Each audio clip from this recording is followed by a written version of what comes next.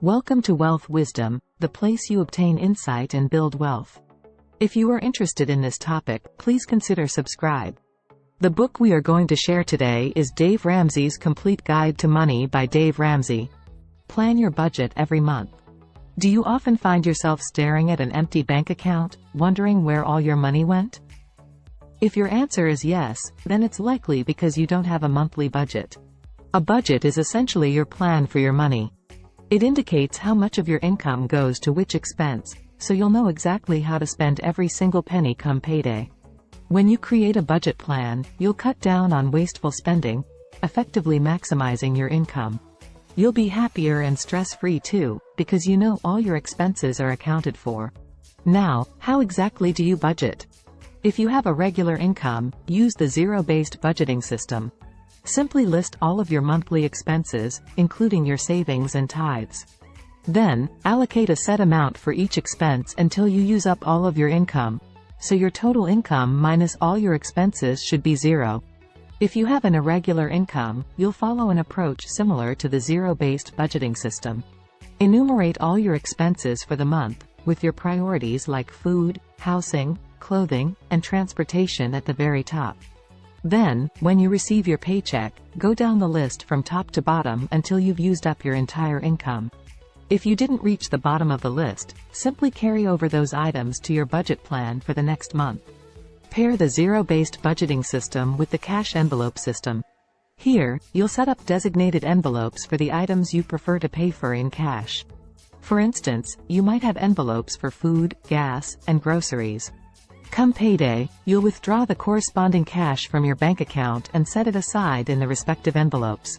It's important to do your budget plan every single month. But what's even more important is to follow it to a T. Budgeting will only change your life if you live by it. Put savings at the forefront of your financial plan. Saving money is like building a bridge to financial freedom. The more you put away, the closer you'll get to being financially free. If you want to reach that elusive state, you need to start saving for three primary things: an emergency fund, big purchases, and investments. An emergency fund is a savings account used only for unexpected emergencies. What constitutes an emergency can vary from family to family, but it ranges from a broken-down car to a wisdom tooth extraction. This emergency fund should always be readily accessible, so never put it in non-liquid investments. In Dave Ramsey's 7-step process to financial success, setting up an emergency fund is baby step number 1, and it requires you to put away $1,000. Once you have this in place, you can start getting rid of debt with baby step number 2, which we'll explore more in the next section. From there, you can move on to baby step number 3, growing your $1,000 into a full-blown emergency fund. This is typically worth 3 to 6 months of your household expenses. Your second primary purpose for saving money is for big purchases, and the sinking fund approach is a great way to go about this. It's a method where you save a fixed amount every month until you have enough to buy your desired item.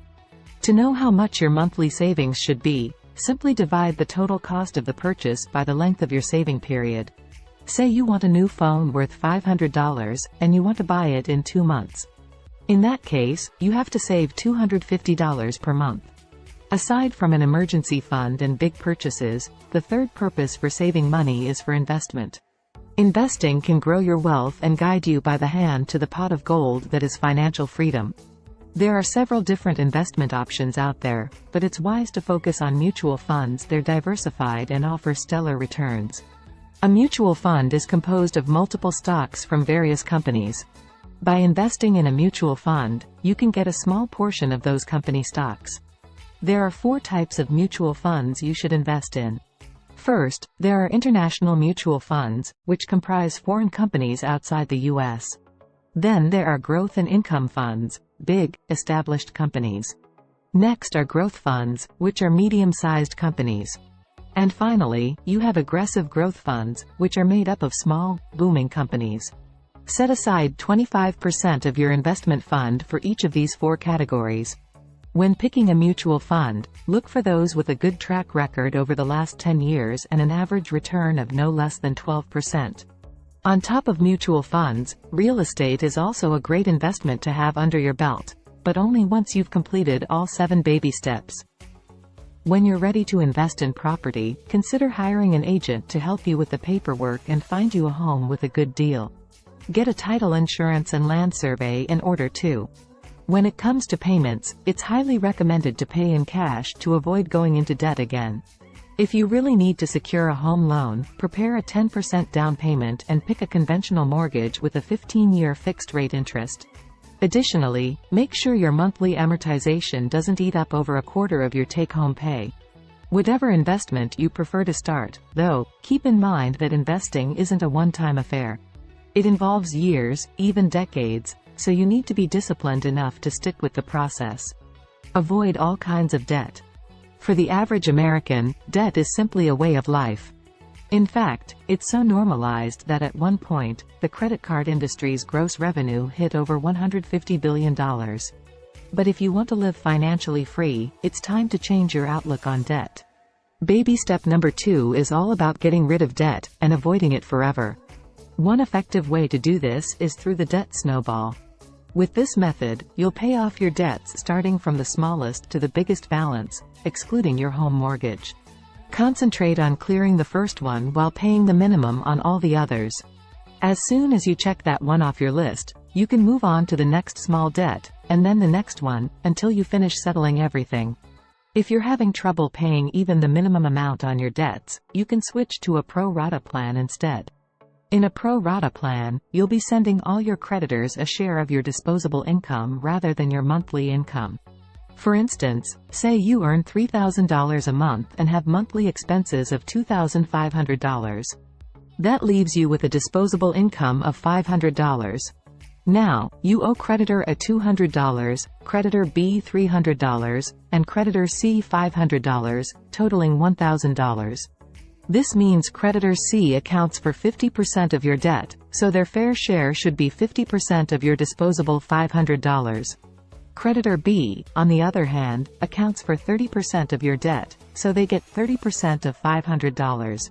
The remaining 20% goes to creditor A. Write this pro rata plan down and send it to all your creditors, explaining that this will be your temporary payment schedule until you can increase your income with extra jobs. It may not be ideal, but what matters is that you're responsible enough to honor your financial obligations. After ridding yourself of all your debt, stay away from it forever. A happy life is a debt-free life. Get the right insurance policies. If there's one thing you should do right this very second, it's to get insurance. Insurance shields you and your finances from unforeseen risks. After all, you wouldn't want a devastating event to take away the wealth you've worked so hard for. So, get insurance, and get it now. There are a couple basic insurance types you need to have. First up, health insurance. If you and your family members are relatively healthy, look into the Health Savings Account, HSA. It's a tax-free savings account dedicated to medical expenses. The great thing about the HSA is its relatively low monthly premiums. The downside is a high deductible that typically starts at $5,000. This means you have to pay $5,000 out of pocket for every medical expense you incur. That said, if you visit the hospital often, you're better off looking at other types of health insurance with lower deductibles. Second on the list is disability insurance. This provides you with an income if you're unable to work due to illness or injury. You'll want to go for long-term disability insurance that covers more than 5 years, and 60 to 65% of your annual income. Third, you need life insurance, which will provide your family with an income once you inevitably pass away. Get term life insurance, with coverage of 10 times your annual income. Make sure to get your stay-at-home spouse life insurance too. This can be worth 10 times the cost of a childcare service per year. Fourth, buy long-term care insurance once you turn 60. This is what pays for in-home care, a nursing home, or assisted living facilities during your elderly years. Fifth, you'll want identity theft insurance. This will take care of the mess if your identity is ever stolen. Go for an insurance that offers restoration services and not just credit report monitoring. Finally, look for insurance for your home and car. Ensure that the liability coverage is at least $500,000. If you're renting, get renter's insurance. The landlord's insurance won't cover your belongings if something happens to the rented home. By proactively securing these essential insurances, you effectively fortify your financial peace against life's uncertainties. Build your retirement funds. At some point in your life, you'll probably walk into your office and see a banner saying, "Happy Retirement." But not all retirements are actually happy. Some are straight up terrible, especially if you don't have a financial plan for this new stage. That's where baby step number 4 comes into the picture. In this step, you'll build your retirement fund by investing 15% of your household income into Roth IRAs and other retirement plans. A Roth IRA, short for Individual Retirement Arrangement, is a retirement plan with a maximum contribution of $5,000 per person per year. You'll invest this amount in good mutual funds or real estate and watch it grow tax-free. Then, once you're ready to withdraw it, you can enjoy the full amount as you won't have to pay the government any taxes. Aside from Roth IRAs, another popular plan is the 401k. It's a retirement account you can get from your employer. You fund it in the same way as with a Roth IRA, but on top of your own contribution, your employer can offer to match part or all of that contribution. In other words, you're getting 2 contributions on your 401k. Unlike the Roth IRA, however, your investments in a 401k aren't free from taxes. With these 2 plans in mind, how do you go about investing 15% of your household income? The first step is to take advantage of the 401k company match. Say your employer has a 5% match. In that case, you should invest 5% of that initial 15% fund in your 401k. If there's no company match, don't fund your 401k yet. Instead, proceed to your Roth IRA. If you can, max out your Roth IRA contribution to $5,000. If you still have remaining funds after doing so, allocate them back into your 401k. Contributing to a retirement plan now means you're setting up future you for financial peace during your golden years. Fund your kids' college education. It's no secret that a college degree is one of the stepping stones to success. That's why baby step number 5 is all about starting a college fund for your kids. But this doesn't involve just any regular savings account. You need to create one that's tax-favored. There are 3 primary options available for you to consider. First, you have the Education Savings Account, or ESA. It accepts up to $2,000 per year and grows your investments free of taxes. The best thing about an ESA is that you can transfer it between your children if someone decides they don't want to go to college after all. Apart from an ESA, you can also look into a 529 plan, where you can save over $2,000. Keep in mind, though, that some types of 529 plans are restrictive and have small returns. If you want to leverage this option, choose a flexible plan that allows you to control the mutual funds whenever you wish.